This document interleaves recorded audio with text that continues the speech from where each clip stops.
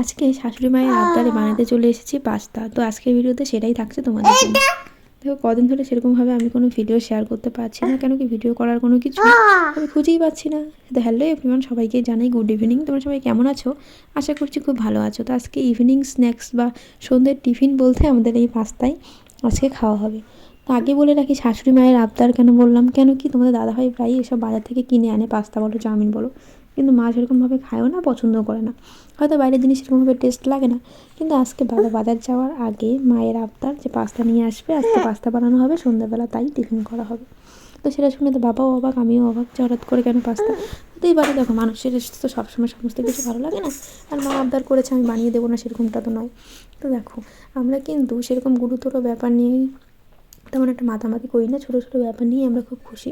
কিন্তু মা কোনো কিছু খাইতে চাইলে অবশ্যই কদিন আগে থেকে বলে, কিন্তু আজকে হঠাৎ করে বলাতে আমরা একটু অবাকই হয়েছিলাম, আর অনেকটা মজাও নিয়েছিলাম আর কি, বলতে পারো হাসাহাসি ঠাট্টা যা হয় আর কি।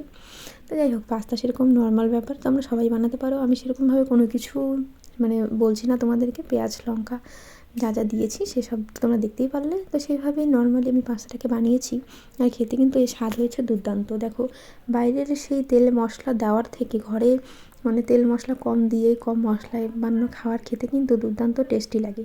তো বাইরে যা কিছু মানে বাড়িতে যা কিছু রান্না হয় না কেন, মাই কিন্তু করে, কিন্তু এসব চাউমিন বলো পাস্তা বলো এসব কিন্তু আমার কাছে আবদার করা হয়, আর এগুলো মোটামুটি আমিই বানাই।